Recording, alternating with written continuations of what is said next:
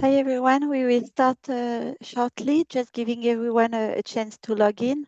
So we will wait for 1 or 2 more minutes.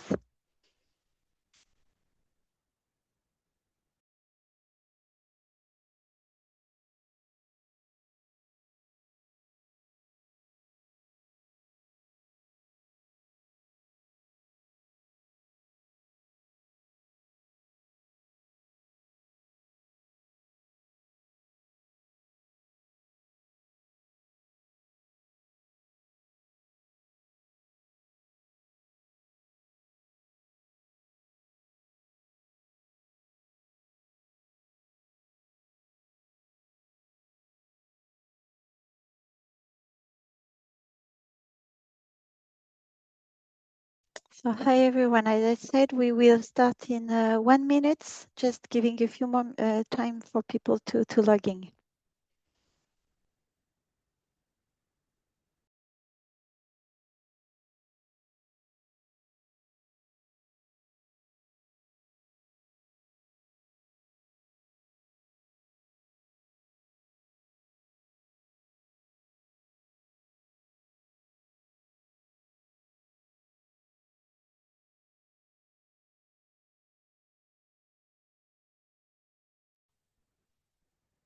Okay, let's start. So good morning, afternoon and evening to everyone joining us from around the world. A very warm welcome. So my name is 𝗘HIV𝗶𝗀𝗵, and on behalf of the GNC Climate Crisis Working Group, I'm really pleased to welcome you to today's webinar on evidence of climate and nutrition pathways in crisis settings. This webinar is organized jointly with UNICEF and ENN, the Emergency Nutrition Network.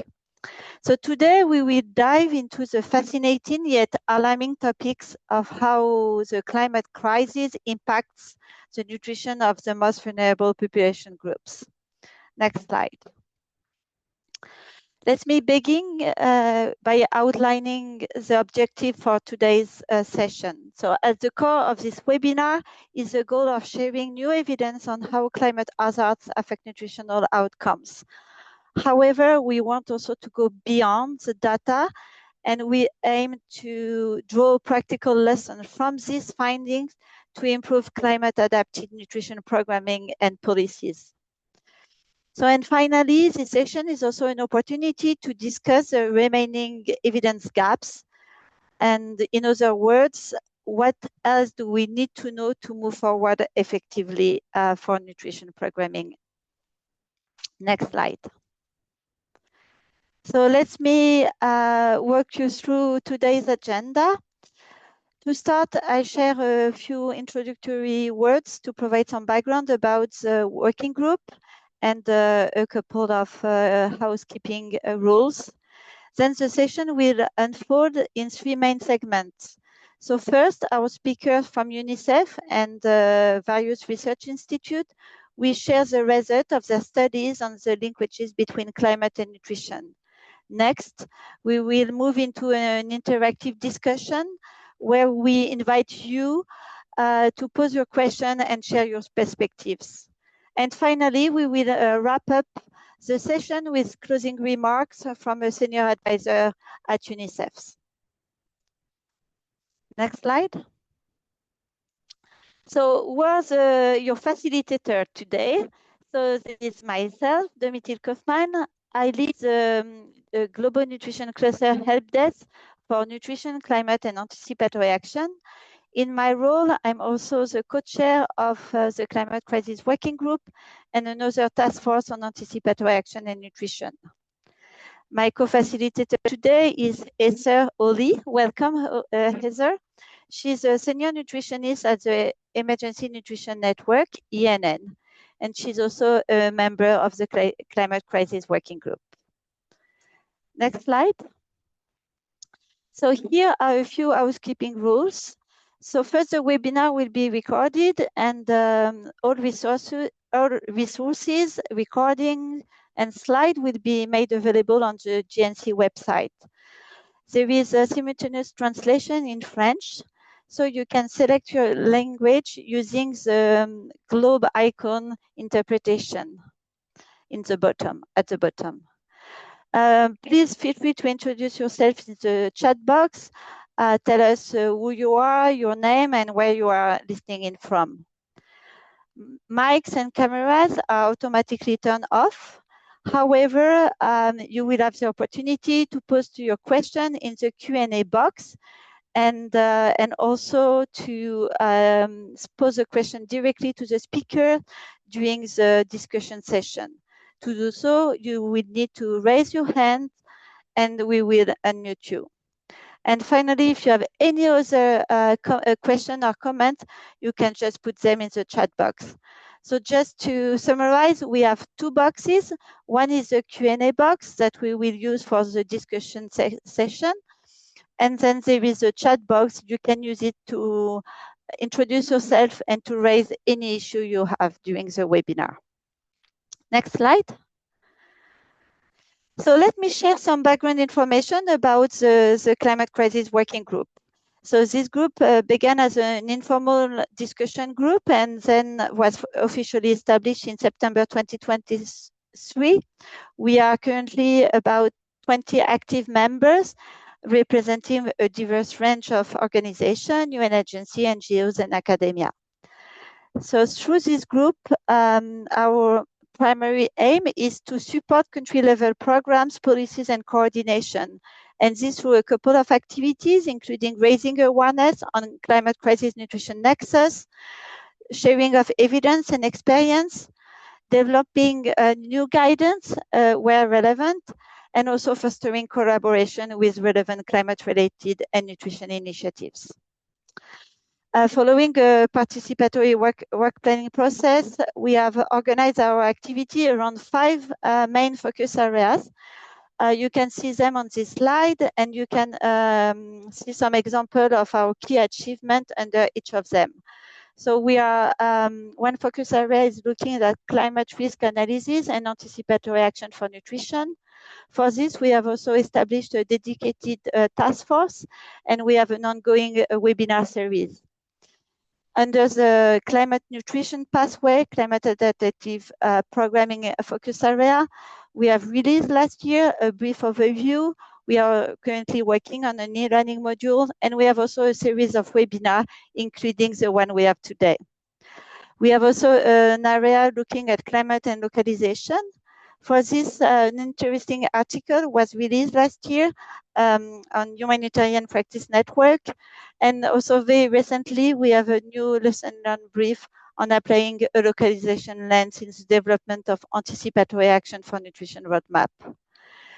The next focus area is more looking at the mitigation measures. So how can we minimize the environmental impacts of nutrition program? And an example is last December, we had a webinar to present a new module on health and nutrition as part of the multi-sectoral matrix of environmental risk analysis and mitigation measure, MERA tool. And finally, there is an area looking at climate and humanitarian coordination. An example is our contribution to a new guidance that was released last year, and that there is a specific case study on the climate crisis working group in this guidance and toolkit.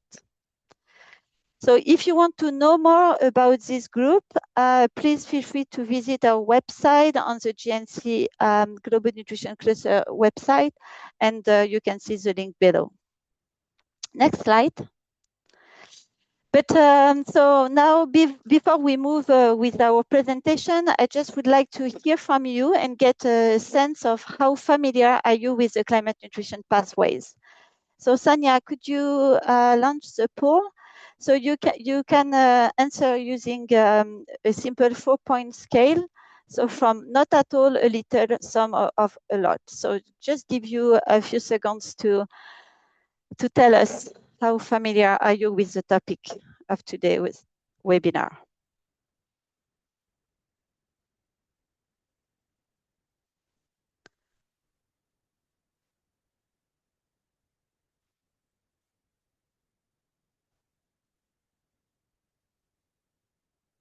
Okay, just wait a few more seconds. Responses are coming in. Okay. So I think it's quite interesting. So I mean, since that that there is quite some knowledge about those linkages between climate and nutrition, but still a bit to discover. So it's great because today we will hear from new evidence and from very interesting research.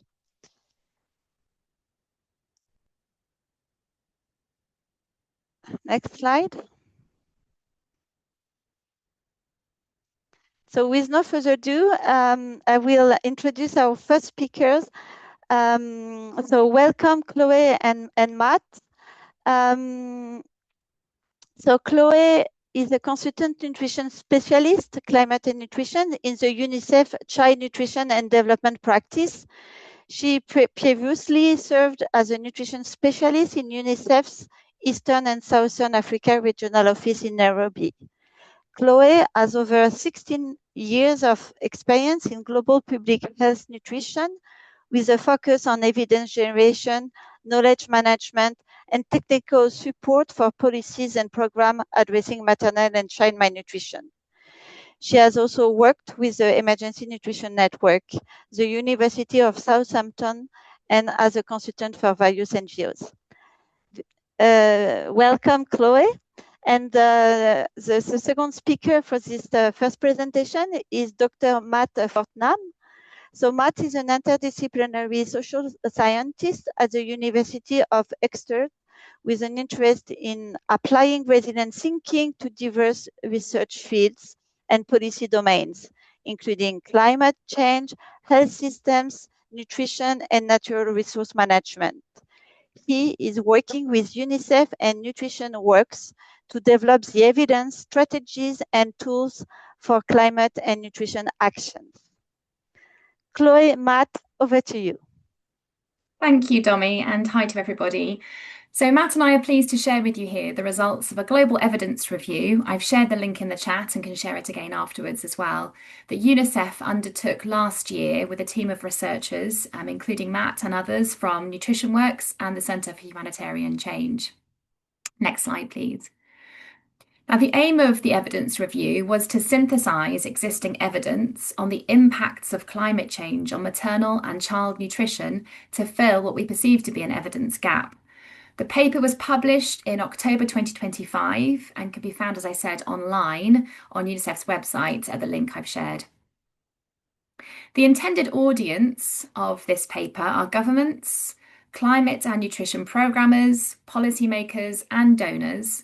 And the overall purpose was to synthesize and describe the evidence in a clear way to help support policy and program actions and donor investments to help address the nutrition impacts of the climate crisis. The study was a structured scoping review that used a hierarchical research strategy, relying on evidence from systematic reviews and meta-analyses wherever possible, and scoping reviews to capture broader academic and grey literature. And when none of those were available, the team drew from peer-reviewed journal articles and other grey literature, such as reports from international organisations and research institutions. In this short presentation, we're going to summarise the evidence that's particularly relevant for crisis settings for this audience. Over to Matt to describe the scope of the review and some of the evidence.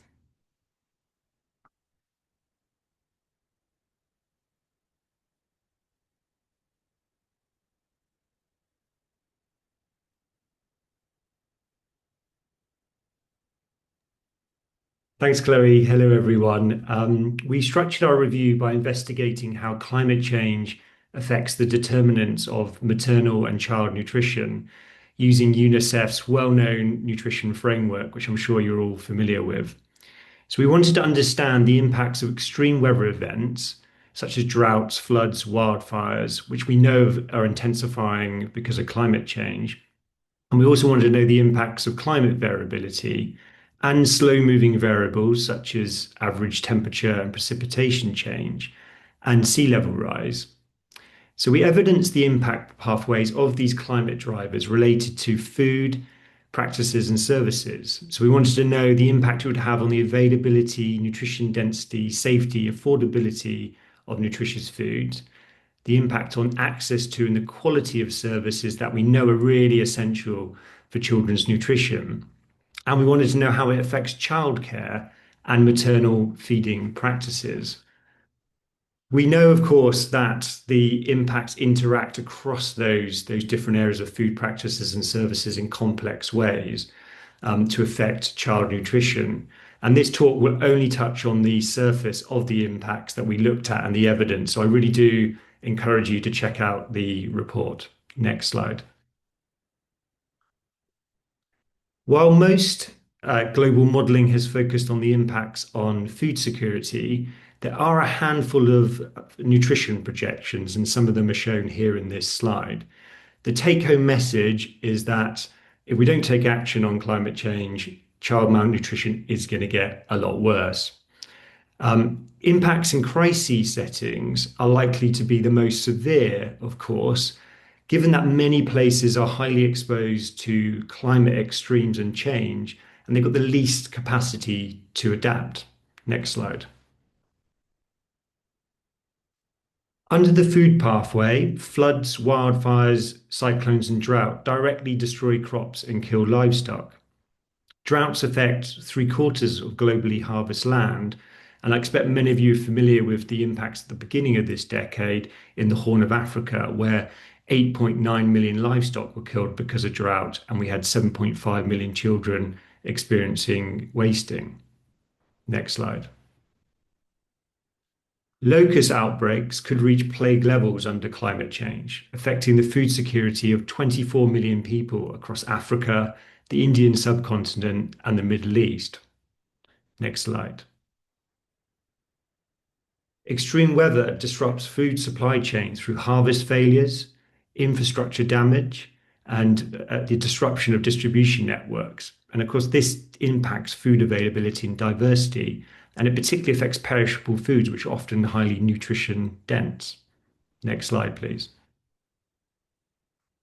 The effects of extreme weather will be familiar to you, but they do not take place in isolation to the effects of these more slow-moving climate trends, which we know with quite high certainty that they will adversely affect agricultural fisheries and aquaculture productivity.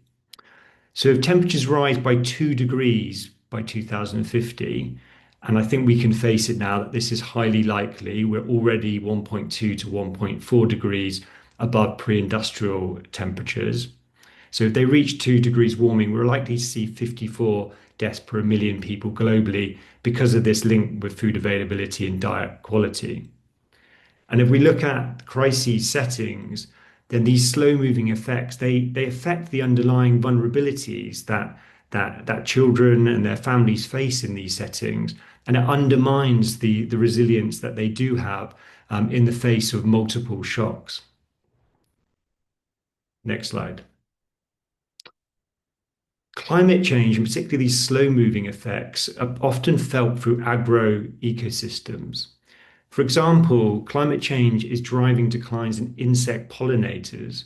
It's projected to decrease fruit supply and nut supply by about 1/4, and vegetables by 16%. And this could cause 71 million people in low-income countries to become vitamin A deficient. It's also affecting the range and distribution of pathogens. And rain-fed agricultural areas, of course, are especially at risk. And a study we saw in Kenya showed that child stunting is increasing in these areas because of the growing water scarcity.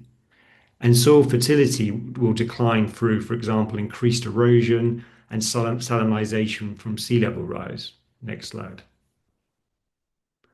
While impact will vary by region and also by crop variety, and at first you do with increased temperatures see some rises in the growth rate of plants, the overall trend is of reduced crop yields. And so that stat at the beginning there just shows how per decade we're seeing declines in maize, soybean, rice, and wheat. And this has been slowing agricultural productivity, and we're seeing up to 1/3 reduction in that productivity in Africa, Latin America, and the Caribbean since the 1960s. Next slide. The evidence also pointed to the nutrition quality of crops declining. So essentially, when you've got higher carbon dioxide levels, we see that the plants synthesize carbohydrate over protein and essential micronutrition nutrients. So it's for this reason that we might see an additional 150 million people with protein deficiencies by 2050. And the micronutrient concentrations in plants could decrease by 5 to 10%. Next slide, please.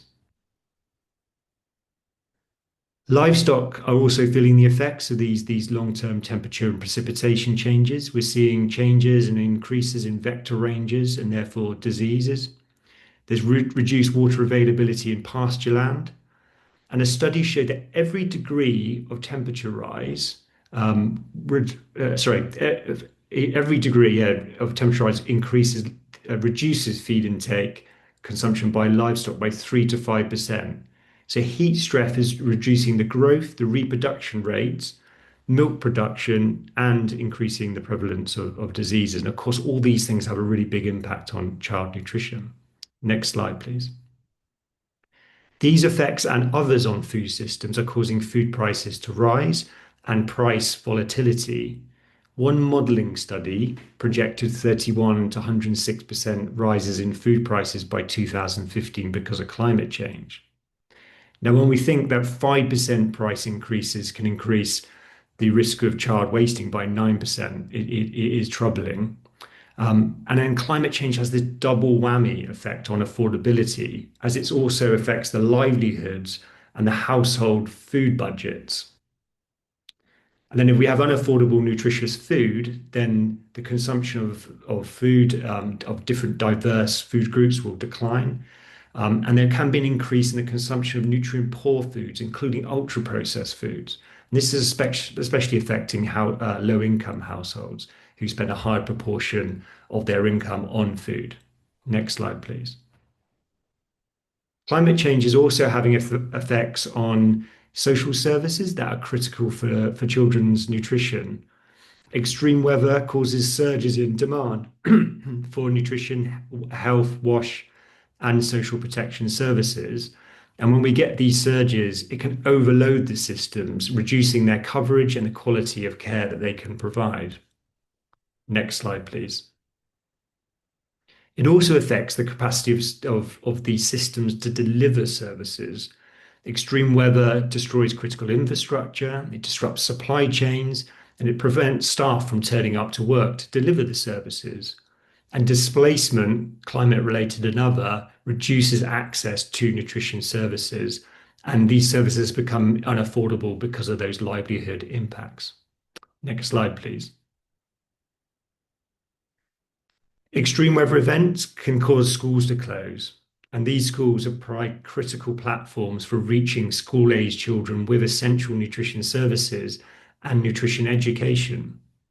So overall, we're seeing that we've got these increase in the frequency and severity of these extreme events. And so these impacts on services will only worsen if we don't build their resilience, don't build their shock responsiveness. Over back to you, Chloe. Thanks, Matt. So just finally on the practices pathway, there is evidence that heat stress and dehydration from rising temperatures and water scarcity, can reduce mothers' fluid availability for breast milk production.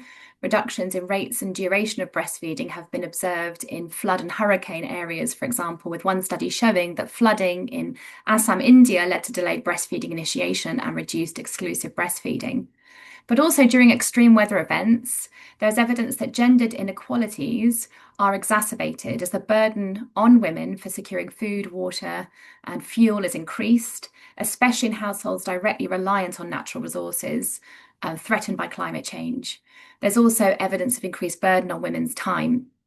Migration and displacement caused by climate hazards also has well-evidenced implications for childcare and feeding. Climate-related migration has been found to disproportionately affect women, who comprise 80% of those displaced by climate change events. And during periods of movement and displacement, temporary accommodation, for example, which can lack privacy and facilities to support recommended care and feeding practices, and caregivers' time can also be diverted, for example, for queuing for assistance and so on, contexts that most people on this call will be very familiar with. And finally, last slide, please. Just to quickly talk about the implications of some of these findings for crises settings. Impacts of climate change are leading to nutrition loss and damage, and that needs to be better quantified. Attribution methodology, for example, needs to be worked out and applied.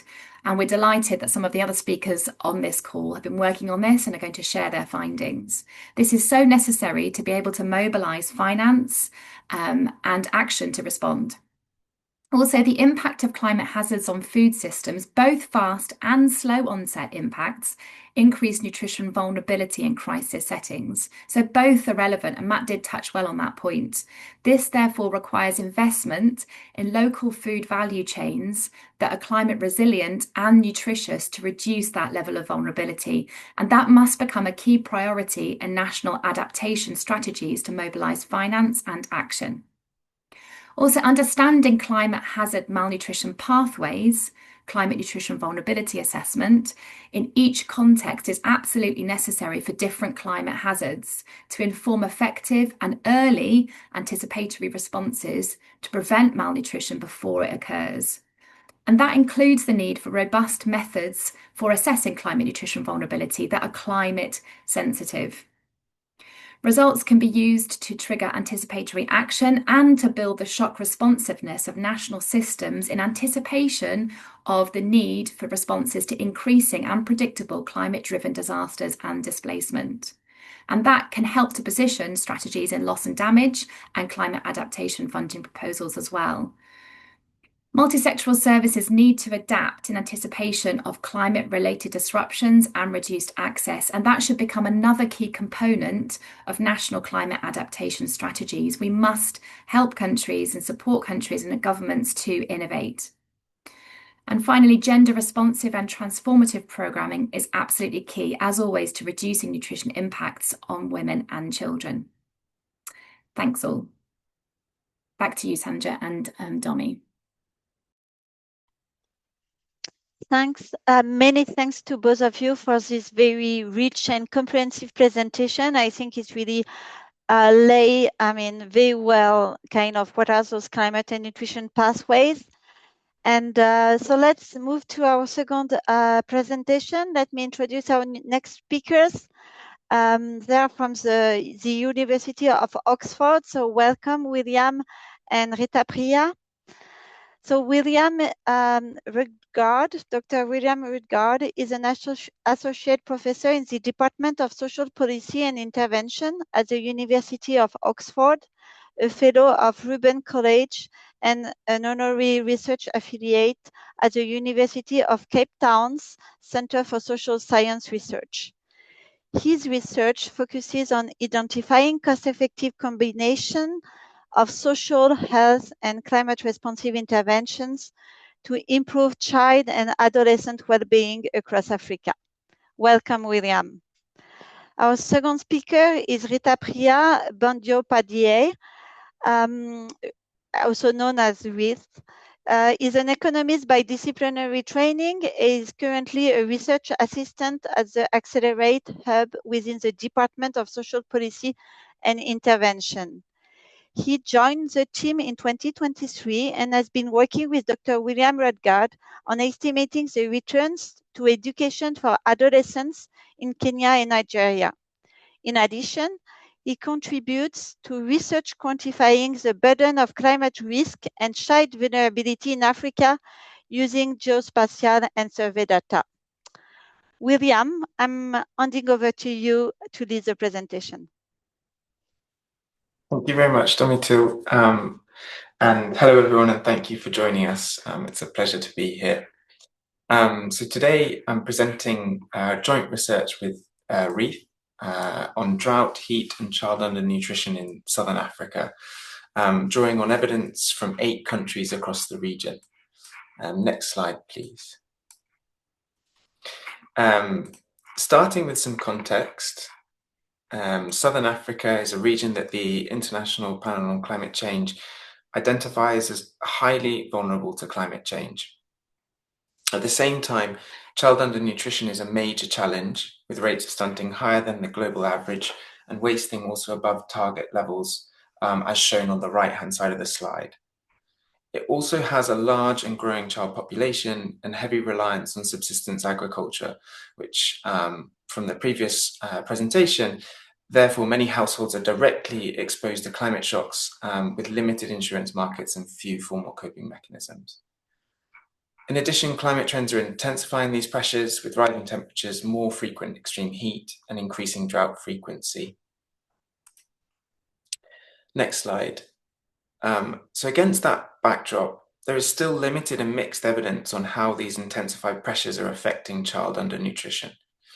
For chronic undernutrition or stunting, the evidence shows that drought is consistently harmful, while the effects of heat are more mixed across studies, with some finding harmful associations and some counterintuitively protective associations. For acute undernutrition or wasting, the evidence is much clearer. Higher temperatures, low rainfall, and drought are consistently associated with worse outcomes. For underweight, which captures both acute and chronic undernutrition, the literature again points to harmful effects of higher temperatures. Slide. So building on this existing literature, we identified three main gaps. First, the evidence was mixed across outcomes, particularly for heat. Second, most studies focused on a single nutrition outcome in isolation. And third, there is limited attention to the time of exposure, especially differences between prenatal and postnatal periods of exposure. So our contribution was to address these gaps by focusing specifically on drought and extreme heat, affecting these different dimensions of child nutrition presented on the last slide. Next slide. So we measured heat exposure in this study as the number of days per year with temperatures above 35 degrees Celsius, so using a maximum threshold. And while drought was captured using the SPEI index, which measures average deviation from long-term conditions over the last 20 or so years. So for stunting and underweight, which reflect more chronic conditions, as mentioned, we considered exposure from conception to the time of interview. And for wasting, which is more acute, we focused on exposure in the year prior to interview. So starting with heat, across surveys conducted between 2018 and 2024 and covering around 58,000 children across those 8 countries that I presented on the first slide, most children experienced relatively few extremely hot days. However, more than 10% experienced over 27 days per year with temperatures above 35 degrees Celsius. And for some children, cumulative exposure was substantial, reaching up to 96 extreme days per year, or more than 700 days between pregnancy and interview. For drought, severe dryness affected around 15% of children in the short term, and about 5% over the full period between conception and interview. So next slide, please. Here are our findings. The left panel shows extreme heat and the right shows drought for all 3 outcomes. And if greater exposure worsens outcomes, we would expect the lines to move down in the top panels and up in the bottom panels as we move to the right. So firstly, what we see is the effects of heat are mixed. Matching sort of the literature that we've seen or in the published literature, where greater exposure to extreme heat is associated with worse wasting on the left-hand most graphs, but appears to be protective of stunting and has limited or inconsistent effects on underweight. In contrast, drought is associated with worse wasting and underweight, with the strongest and most consistent impact seen for underweight. All these models are adjusted for a full range of socioeconomic covariates that could alternatively explain this relationship that we're measuring. Next slide. So considering the policy relevance of these findings, if we imagine or model a scenario where exposure to these climate risks could be removed, and this is called in social epidemiology the population attributable fraction, or PAF, This tells us the share of undernutrition that could potentially be avoided. So in our results, we find that around 8% of wasting is attributable to extreme heat exposure. For underweight, about 1 to 3% is attributable to drought conditions, depending on its measurement. So while the shares of underweight are relatively modest, the contribution of extreme heat to wasting is more substantial. Next slide, please. When we separate exposure into prenatal and postnatal periods, the overall patterns are broadly similar. And what seems to stand out is that effects seem to be somewhat stronger in the postnatal period.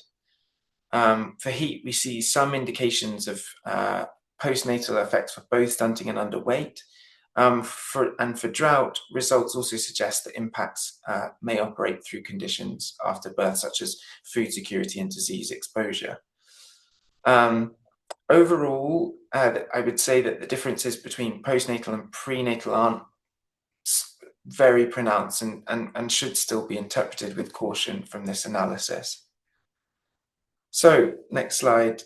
Just summarizing these results. First, drought effects as measured in this study and independently, as of the effects of heat, which we also control for, appear to be more limited and show up most clearly for underweight, particularly with cumulative exposure, which is an important point. In contrast, heat shows quite prominent effects. It worsens acute malnutrition, particularly wasting in the short term. And we also counterintuitively find it associated with lower observed stunting. And one possible explanation is a selection effect, where higher mortality among more vulnerable and already stunted children leads to a relatively healthier surviving population in hotter areas. And that's an area of research that we're sort of pursuing further. The population attributable results that I just presented highlight the importance of extreme heat, accounting for a meaningful share of wasting. Drought, and with drought also explaining a reasonable share of underweight as well. The last point is just that it's important to note that in these models that we've created, that socioeconomic factors like mother's education or household wealth explain more of the variation in child nutrition outcomes compared to climate exposure alone. So, next slide. To wrap things up, based on these findings, we highlight 3 key takeaways. First, we need to think about both heat and drought, but perhaps in slightly different ways. Heat appears to be driving more immediate increases in wasting, so really calls for timely responsive interventions. And at the same time, drought still needs to be monitored carefully, particularly for gradual and cumulative effects. Second, it's important to interpret the nutrition indicators carefully. The apparent protective effect of heat on stunting, which has also been found in other studies, is unlikely to be real and may reflect selection effects, which would highlight the importance of addressing some of these exposures even more, if the case were that more vulnerable children were not surviving. At the same time, underweight acts as an early warning signal of a drought-related or related nutritional stress. Third, we need to be thinking about socioeconomic factors alongside these climate exposures, as they really are a stronger driver of undernutrition at the moment, acknowledging that these climate exposures will increase in future years. And so that's something to be thought about as well. So targeting vulnerable households and improving access to services remains critical here. So thank you. That's everything from us, and I'll hand back to 𝗘𝗴𝗶𝗀𝗵. Yes, thanks so much, William, for this very, inspiring data and results. We will move now to our next speaker. He's from Ethiopia. So let me welcome Dr. Maresha.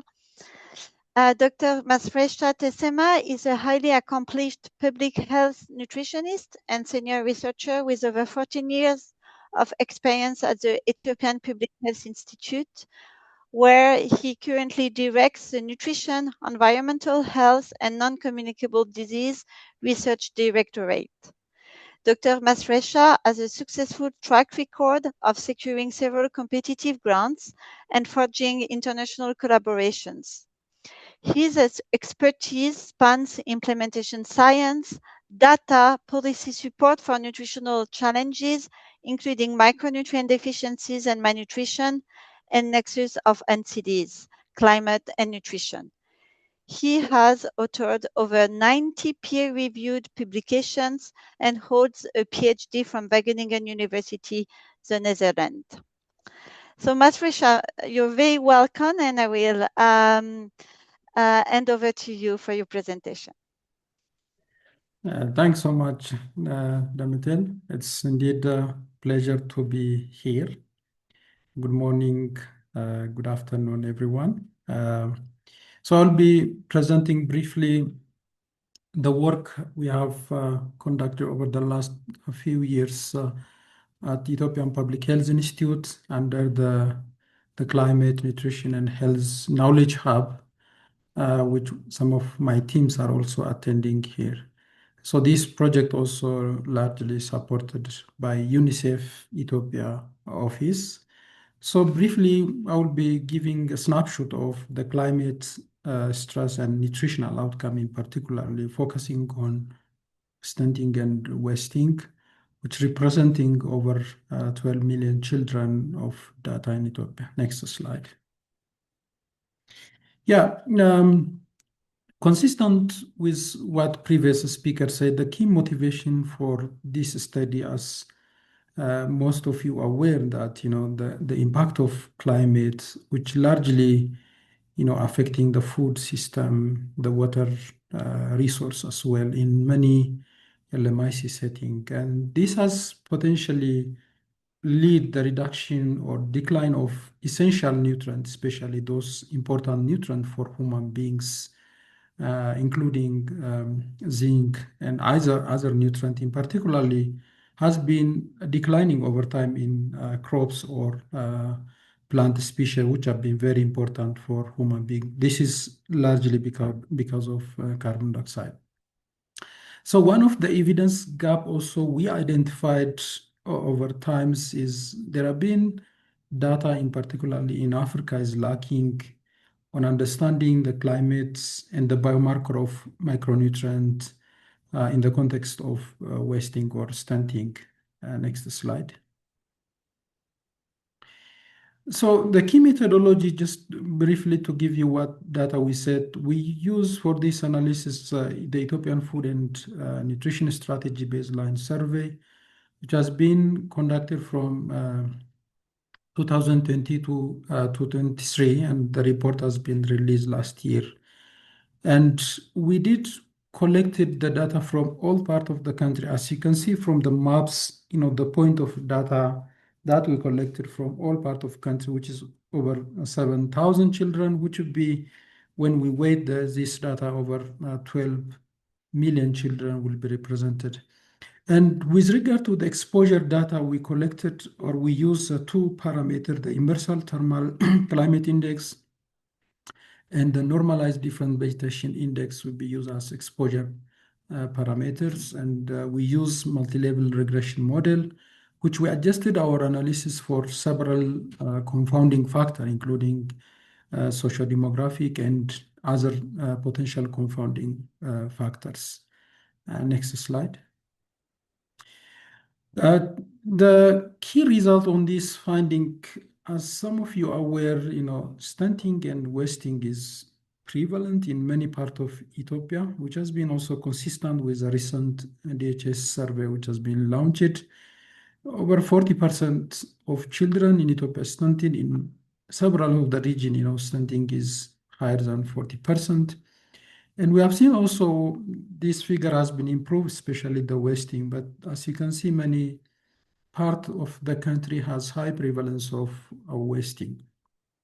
So when we look at this data with the climate parameter or the exposure, in areas where, low vegetable areas and the high heat stress we have seen that there is an association, meaning that those areas with low vegetation area and high heat stress has higher odds of severe wasting and also severe underweight, to somehow consistent with the previous presentation. Next slide. And we would like to also understand this has been lacking the data, in particularly the micronutrient biomarkers. Just to give you a very snapshot of the status of micronutrients in Ethiopia, as you can see, multiple micronutrient deficiency exists in all parts of the country. As you can see, anemia, over 1/4 of the children are anemic. As you can see, the iron deficiency to somehow very small, but in some part of the country still high. We have also observed that other micronutrients, including folate, vitamin A, zinc, has been consistently deficient. And when we measure or combine children who have been deficient to one or more micronutrient would be very high. As you can see, majority of the children has at least one or more micronutrient deficiency. And having this in mind in the data, next slide, we would like to understand also what would be the relationship with the climate parameter. Regarding the climate, we have seen also in our measurement, over 20% of children in Ethiopia have been exposed to heat stress throughout their lifetime. But when we look at this to zoom in, certain region like Afar, Gambela, that has been highly exposed, over 50% of children has been exposed to their lifetime. The second parameter, the vegetation index or the vegetation cover, as you can see, there are some regions like Gambela or Benishangul which have been to somehow higher vegetable cover. And in other words, also, there have been some other region like Afar and Somali, which has been disproportionately the low vegetable cover, as you can see from the graph there. On my right, the two red lines, which indicate the area where the vegetation coverage is very low. Next slide. So look at the relationship between the micronutrient biomarker and the climate. As you can see from my left side, the folate deficiency has been highly associated with the climate indicator, in particular with the vegetation coverage. As you can see, the deficiency of folate is very high in those areas where low vegetation cover. And of course, the result has not been consistent with others. We have seen some contradicting finding on anemia. While we see the heat stress, as you can see that area with high heat stress has the higher prevalence of iron deficiency, which measure using ferritin, as well as the folate deficiency. And we'll also be quantifying for other micronutrient biomarker later, which this will be also published in scientific papers. Next slide.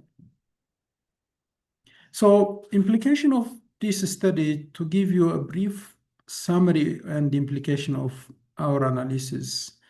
As you can see from children, especially in the rural area, and particularly where the vegetation coverage is low, which would be, we have seen that more children have been affected by heat stress. And consistent with the previous presenter, also the vulnerabilities appear or operate through multiple paths. But on this one, I think it will be operating through agricultural production, heat-related markers, and as well as the direct exposure. And we also recommend that we need to shift the food system policy toward this more agricultural-related practice, including some regenerative practice, including drought-resistant varieties, soil conservation, and afforestry is one important recommendation. And the other one, aligning some of the program, the nutrition program, including the therapeutic feeding program or other nutrition program, has to be or align with the seasonal normalized difference of vegetable index as forecast in particularly to prevent severe wasting or other form of malnutrition in low-income countries. And we need to have also direct humanitarian resource allocation on those areas, in particularly based on the climate parameters, including the thermal stress or vegetable degradation. And we need also to have an integrated climate matrix has to be integrated with the national health and nutrition surveillance systems. And in addition, also, we would like to recommend also to utilize the existing knowledge hub at EPHIs to monitor the real-time nutrition health-related indicators to design various kinds of intervention. With this, I thanks so much. Over to you, 𝗘𝗶𝗶𝗀𝗶𝘀𝗵.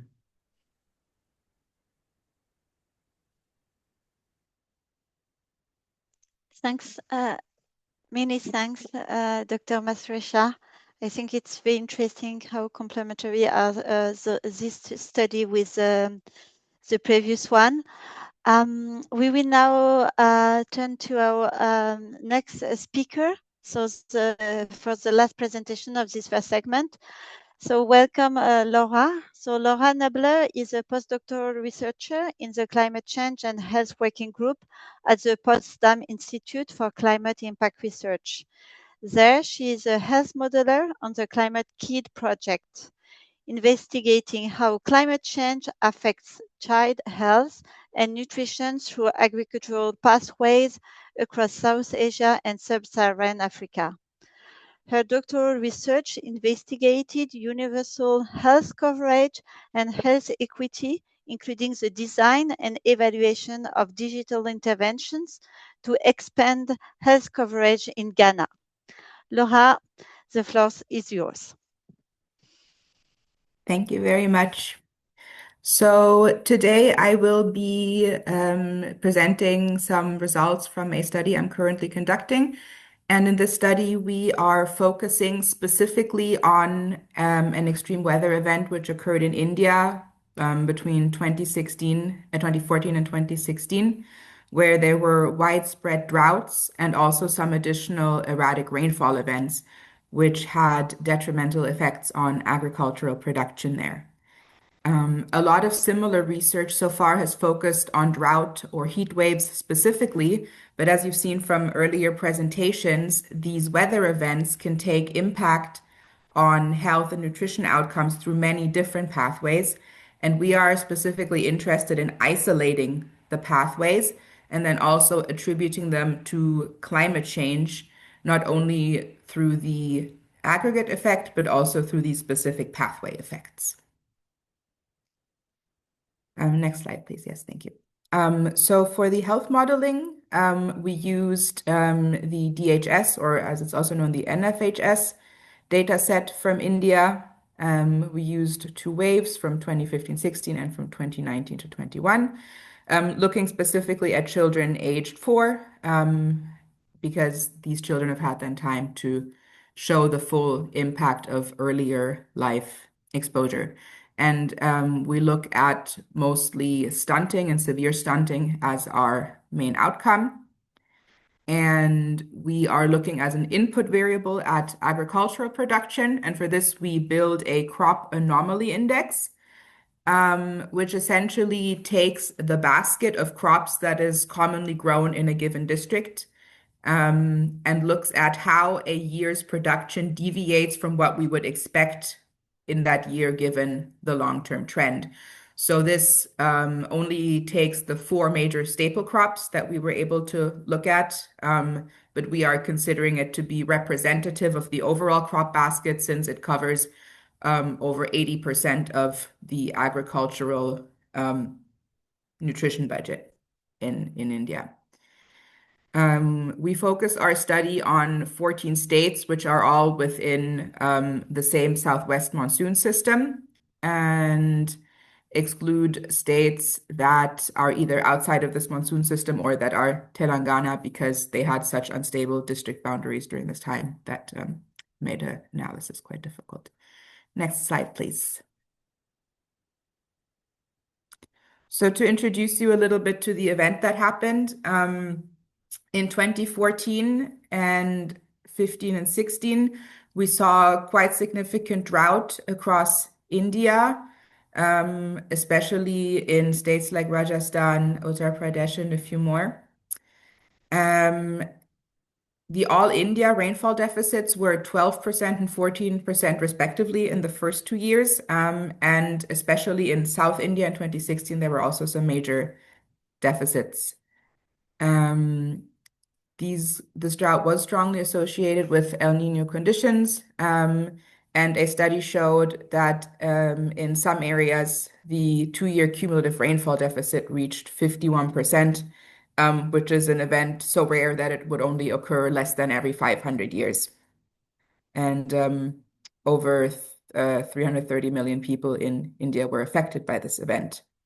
And to make matters worse, in 2014, there were also several major erratic rainfall and hailstorm events across some parts of the most drought-affected states, compounding additional agricultural damage, especially to the wheat harvest, which is a major staple crop there,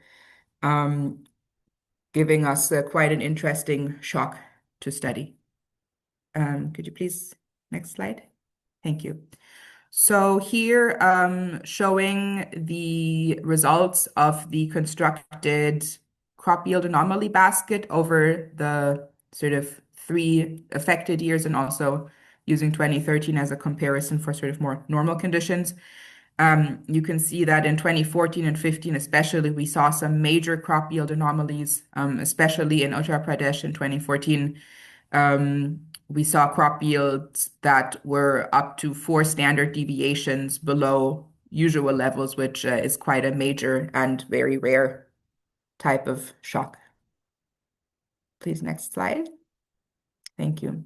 So the way we investigate the impact on children is that we have 2 major waves and 2 different birth cohorts, essentially.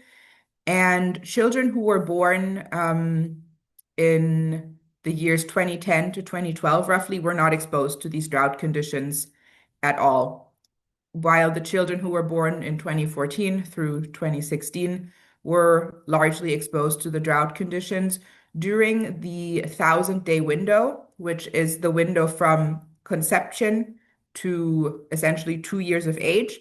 And this is the window which has, in literature, often been identified as the major exposure window where stunting really takes place and manifests. And this is often the kind of stunting that is also irreversible and cannot be made up in later life with better nutrition. So as you can see, one cohort was quite significantly negatively affected, while the other one generally saw above average yields, allowing us to have a lot of variation. And as you saw from the previous map, this variation is also spatial, which means that we can use a panel analysis with strong controls while still maintaining a lot of variation to estimate our effects from. Next slide, please. So here I'm just showing a graphic representation of one of our results, showing how the rate of severe stunting in my states has responded to different size shocks. And as you can see, the sort of average or normal level of stunting lies around 15% currently in India. And if children experienced positive shocks, so positive crop anomalies, so higher than usual agricultural production during this critical window of their life, we still have quite a flat curve. So we don't see this translating into better nutritional outcomes just because there's more food available. There could be a few different explanations for this. One is that additional food may simply enter the market, but at lower prices if there's a positive shock, so that it neither increases food availability nor income. Or it might also be that a certain level of baseline malnutrition is not determined by food availability, but by other factors such as sanitation or disease, which causes these sort of malnutrition outcomes even when enough food is available. What we see when we look at the negative shocks, like the kind of shocks that were experienced during this drought, is that smaller shocks, smaller differences up to roughly 1 standard deviation below normal levels does not have large effects yet. So it seems that market dynamics, households, and institutions together can compensate for smaller anomalies. But as we can see, once the shocks grow larger and reach 2 or even 3 standard deviations below normal, stunting prevalence increases quite significantly from 15% to almost 25%, which of course is a major increase.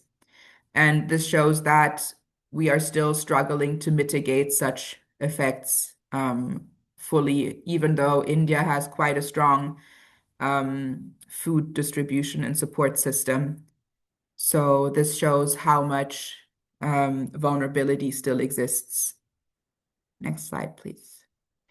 Investigating the windows of vulnerability a little more, we also broke down the impact at different years of life and found that the effect of a crop yield anomaly on a child's nutritional status was driven primarily by the harvest conditions during the year that they spent, or the time that they spent in utero, and during the first year of their life. The harvest conditions in the second year of their life already had no impact, and neither did the ones during years 3 and 4.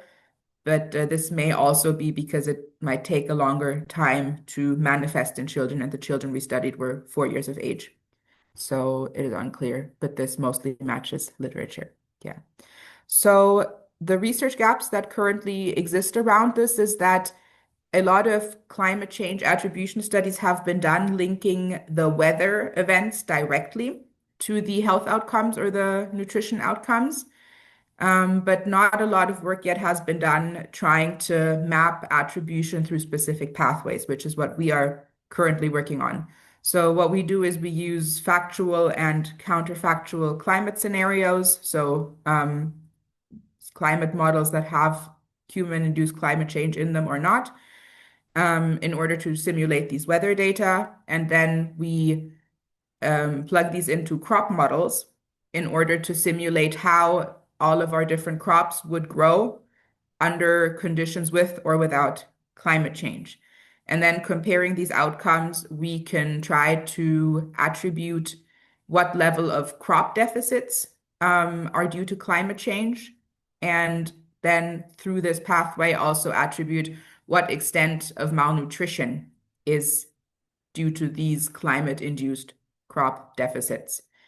And the exact same technique that we use for the historical data can, of course, also be used for the future projections, which will then allow us to look at which areas in India may be most affected by climate change. We can look at which crops might be the most vulnerable, or which type of children in what ages or in which regions or socioeconomic strata are most vulnerable, in order to target interventions and adaptation and mitigation measures.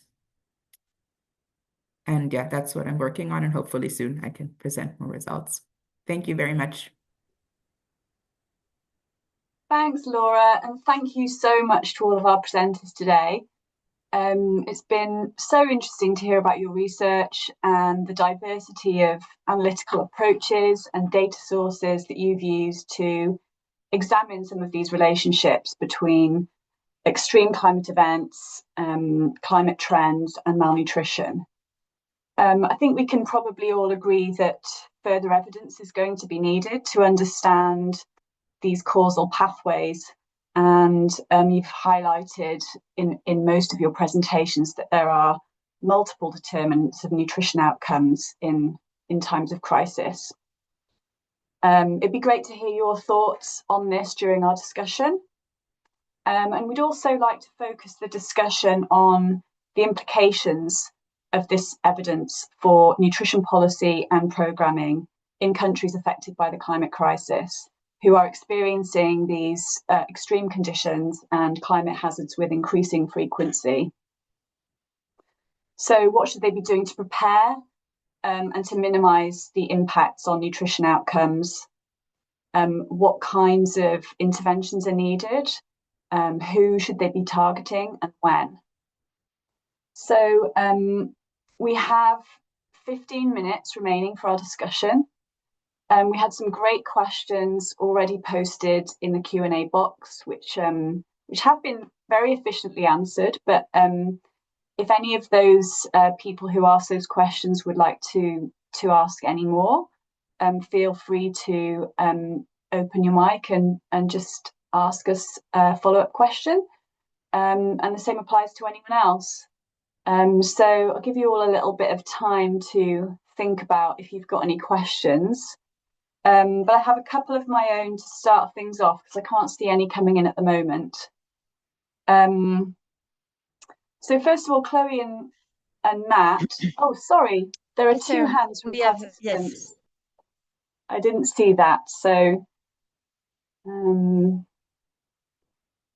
apologies, I can't see the hands going up. If you've got your hand up, please feel free to just open your mic and ask your question.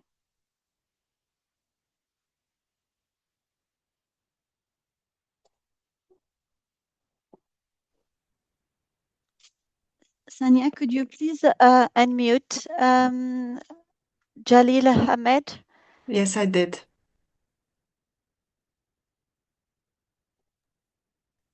So please, 𝗘H𝗴𝗶𝘀𝗵, feel free to raise your question.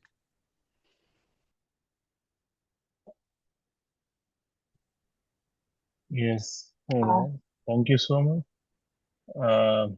I have no questions regarding one thing I want to confirm, like in the previous, I think the second presentation, they have showed us the linkages of the undernutrition and stunting with the drought and also with the floods. But with the drought, there was no protective for the stunting, that was the protective, and for the wasting, that was only that was on the high side. So I just want to need your guidance about this, because if for in that perspective, we can assume that the drought would not affect the stunting prevalence in the region. So just to confirm, or maybe some clarification, how it would be translated. Okay, yeah, that's a really good question for William, actually, because there was some potential for misunderstanding the findings on stunting. So William, do you want to pick up on that a little bit more?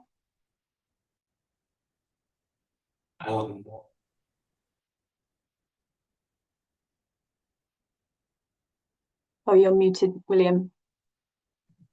Oh, sorry. Hey, so I was going to hand over to Reece to answer this one. Sure. Thank you for the question.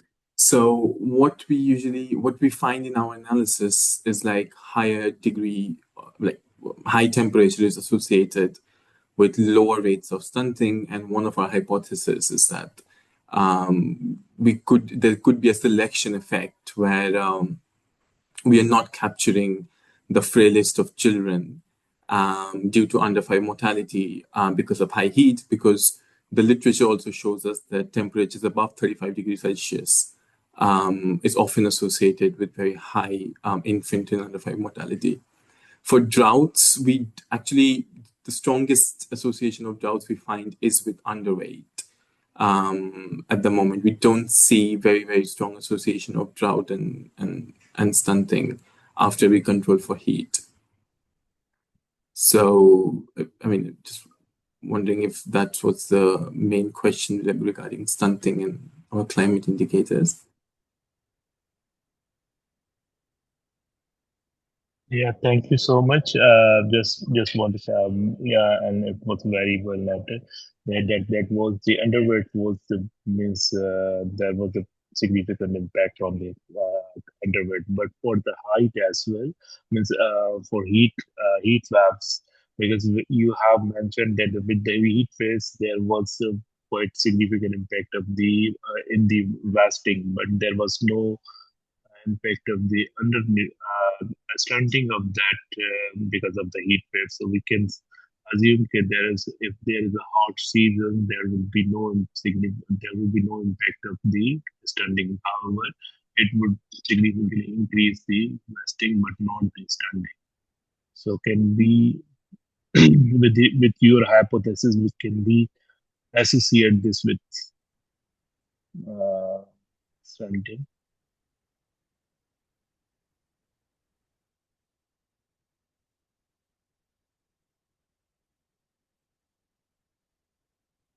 Thanks both. Did you have anything else to add, Reith? So it's a question about like, can we associate stunting with extreme heat? Yes. That is the question. Can we relate this with the stunting? Because you have shown that with the heat there was this impact on the wasting, but the next indicator, particularly for those similar type of population, but there was no stunting impact over there. So just want to know about this. Yeah, I think from our analysis at the moment, wasting comes out to be negatively. I mean, higher heat seems to be driving wasting, but more like, I think, to have a more definitive conclusion, more like the broader evidence in the literature needs to be considered. But we believe like the effect that we see, the protective effect we see on stunting, is at the moment primarily driven by under 5 mortality or infant mortality, and we are aiming to like check that in the next step of the analysis. But yeah, that's about it. Thank you. Thanks very much. I think we had another hand up, but that has now since been taken down. So I'll move over to one of the questions that's been posted, but that's by Kate Sadler. Kate, do you want to come in and ask your question yourself?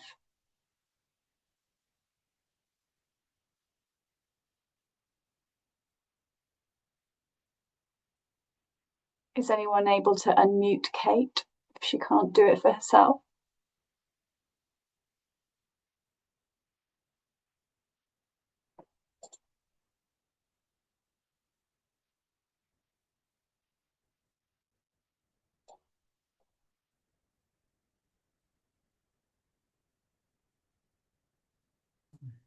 I'm actually wondering if Kate's now.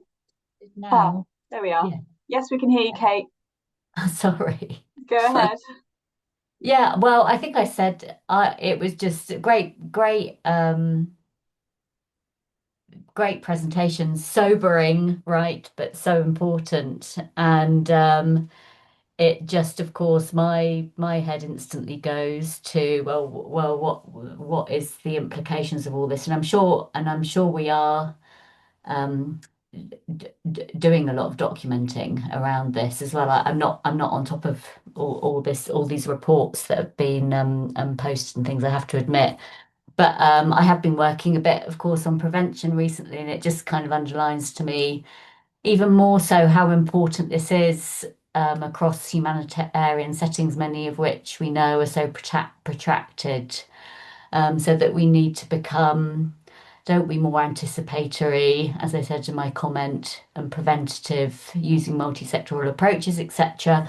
And the anticipatory bit, really interesting to hear about the weight for age, the underweight, as something that seems to be an indicator that is more, that might be used in a useful way for that. That's interesting. But I've just done a bit of looking around projects recently that are having impacts, and I just wondered how much documenting we are doing.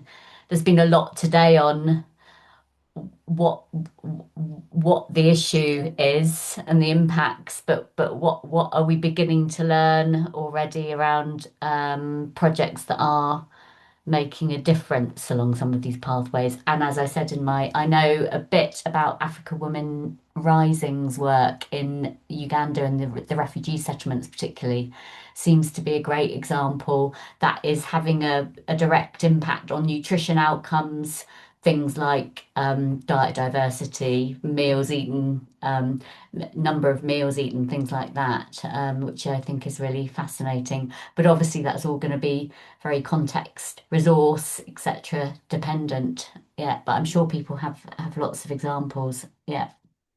Absolutely. Yeah, I think in this first webinar we wanted to focus on the evidence of the linkages, and a future webinar might look more at some of the solutions and interventions. But I think Chloe and Matt may want to say something in response to your question as well, Kate. Great. Yeah, thanks, Kate. Hi.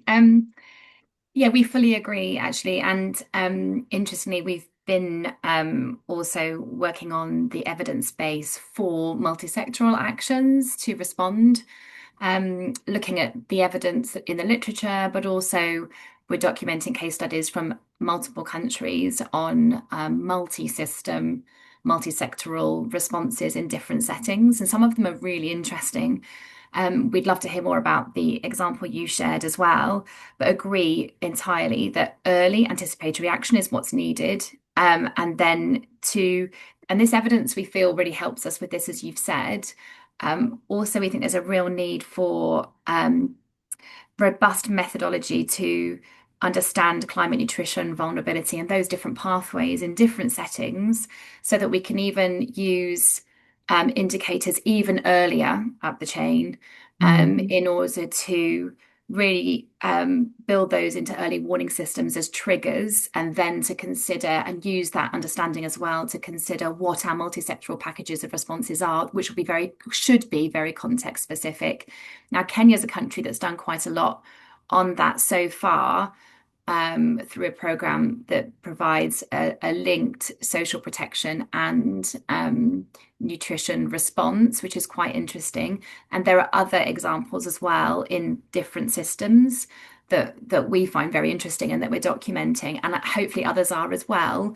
So just to build on what Heather said, we would really be encouraged to hear from all participants about examples that they think of, interesting areas of programming that could be shared, and we hope to be able to provide an opportunity in a subsequent webinar to build that kind of exchange. So yeah, this is just the beginning. Thank you so much. Great, useful, thanks. Fantastic. Yeah, and I think that whole conversation just helps to pick up some of the commonalities between the different presentations as well, in terms of, you know, the different indicators that might be used, the identifying vulnerability, the fast and slow onset threats, and how much more is needed to understand the best ways to respond in these situations. Matt, did you also have something you wanted to add? Yeah, I can add something if you're not. I've got lots of questions waiting to be asked, but yeah, just to build on what Chloe was saying. So I was involved in doing that evidence review of existing climate and nutrition actions, and there'll be a forthcoming living evidence base outlining those. But I think it's quite clear that there isn't necessarily interventions which have been deliberately designed to be climate and nutrition. It's more like how does current nutrition actions contribute to climate resilience or climate mitigation? So I think there's a really big need to sort of start experimenting with new models, thinking about how do we bring the climate change aspect into the work we're doing. And so part of that is the shock responsiveness, but there's also thinking about those longer term climate trends as well. So to give an example, a project I'm working on in Kenya, we're looking at how we can adapt the surge approach, the CMAM surge approach, and which is, could be argued to be a shock responsive, climate responsive approach working in the health system. But we think we can bring in more of a climate dimension to that. And I think examples like that we need to sort of develop. And encourage, as Chloe said, anyone with like ideas they think could be interesting, that we'd really love to hear from you, because some of the next bits of work we'd like to do is to start, developing project models and conducting action research to really learn in practice how we can work in different contexts to address these big issues. Thanks. Thanks, Matt. I think we've got time for one more question, and there's a hand up from 𝗘Ｈ𝗴𝗹𝗶𝘀𝗵. Would you like to ask your question?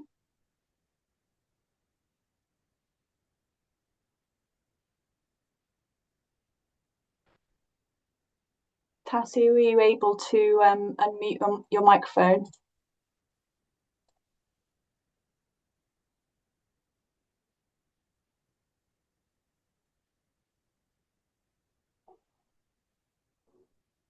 I don't think 𝗘H𝗴𝗹𝗶𝘀𝗵 was one of the people who's posted a question.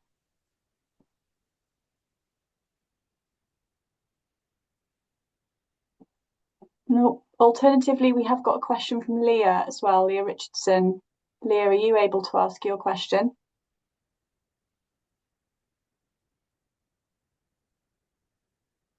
I might just read it out quickly. We can see from the research presented that climate has its impact on nutrition outcomes for children. I wonder if we should be focusing on crisis settings per se, or should we be focusing on areas prone to climate change and hazards?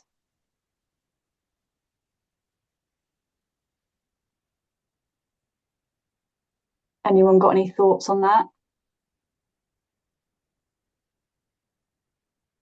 I can respond. I didn't turn my mic off, so I'm here.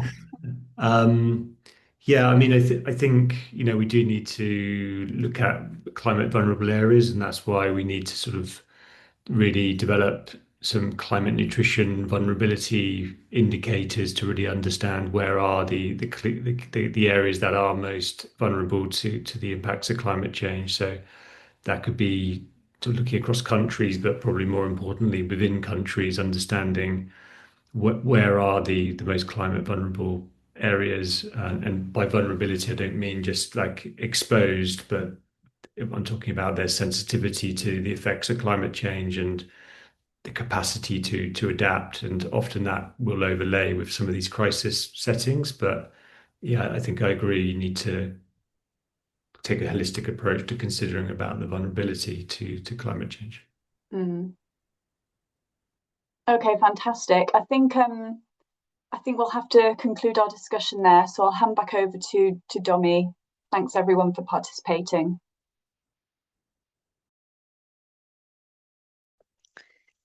Thanks a lot. Thanks everyone. And so we are coming now to the end of our session. And next slide, please. So I would be happy to hand over to 𝗘Ｈ𝗴𝗹𝗶𝘀𝗵 for a few closing highlights and key takeaways from the presentations and discussion. So 𝗘H𝗴𝗹𝗶𝘀𝗵 is the Senior Advisor Nutrition, Climate and Nutrition in the UNICEF Child Nutrition and Development Practice in the Bangkok Center of Excellence.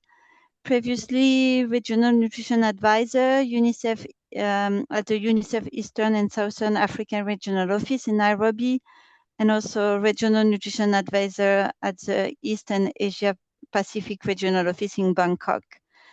𝗘H𝗴𝗋 started her career in international nutrition and public health in 1994 in Namibia with NGO Health Unlimited, and joined UNICEF in 1997 in Zambia, and has also worked with UNICEF in Ethiopia, Mozambique, New York, HQ.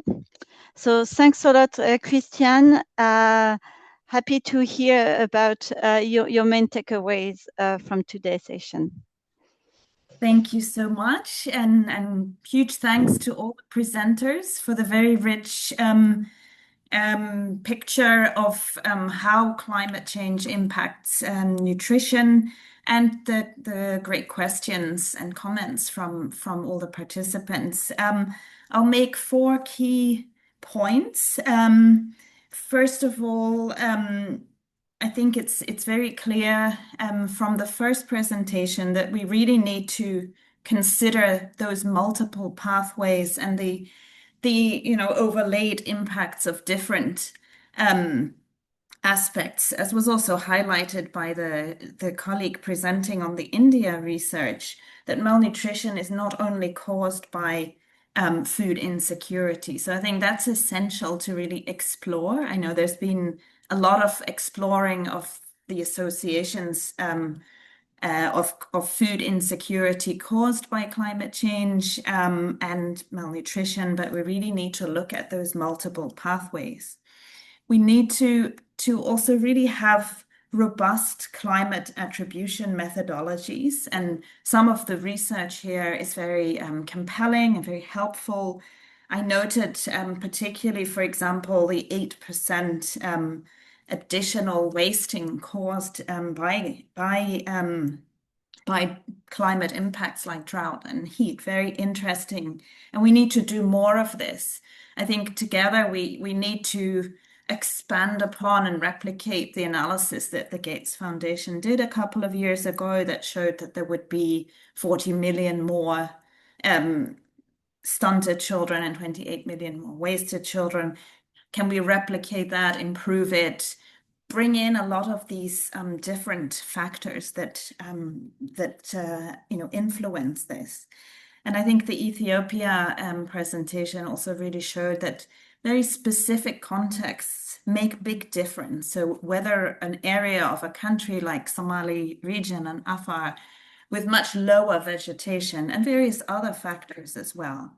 So I think this will be important, this climate attribution to scale up, to conduct in different places, and that will really help to inform design and planning and resource mobilization and the most appropriate contextualized and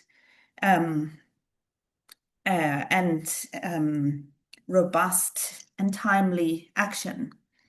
Second, we also think we need to have better climate vulnerability methods that are overlaid with the data on climate hazards.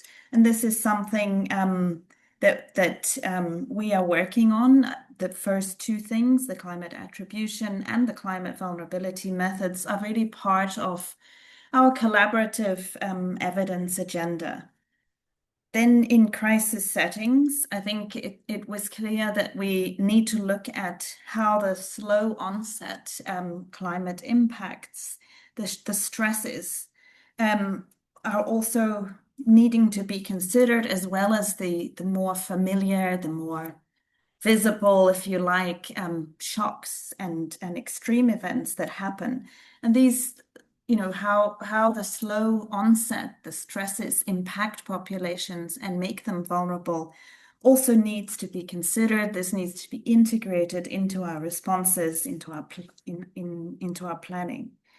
And then fourth, I think we really need to improve our collaborative work on all of the pathways, but particularly the food pathways for children and their mothers. We really can't expect to prevent malnutrition unless we work on nutritious foods.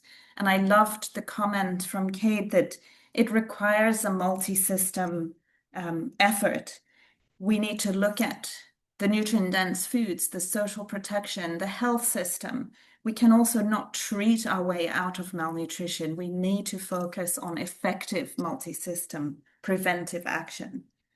And so because the pathways are multiple, the responses need to be multiple. And as Matt said, this is something that will be coming out soon, this review of the evidence, but it also really highlights the many gaps in evidence of what is effective action and what is intentional, deliberately designed action. So we really look forward to collaborating with many of you that have presented and shared today, and the institutions that are working on this, to improve some of these analyses and methods, but also to improve our responses. So thank you very much. Back to you, Domi. Thanks a lot, Christiane. I think it was a very comprehensive summary, and you highlight 4 very important points. So we're now about to close the session. Just a reminder, next slide. Yes, that's the recording and slide from today will be available on the Global Nutrition Cluster website. And as it was discussed today, actually in the coming months, we really want to host additional webinars, including one more kind of follow-up session where we would like to focus really on the evidence and experience in climate adaptive programming. So what are the solutions? We have also launched a webinar series on anticipatory action and nutrition. I mentioned it at the beginning. So the next session is coming soon. So just please stay tuned and visit our website if you want to stay informed about those webinars and activities around climate and anticipatory action. And finally, we would really appreciate if you could take a few minutes to fill the webinar evaluation. It will automatically pop up when you close the session, and it will really take you a few minutes. And so with that, thank you very much for joining us today. A very big thanks to our fantastic speakers and facilitator. We really appreciate your time and engagement, and I wish you a wonderful rest of the day. Goodbye, everyone.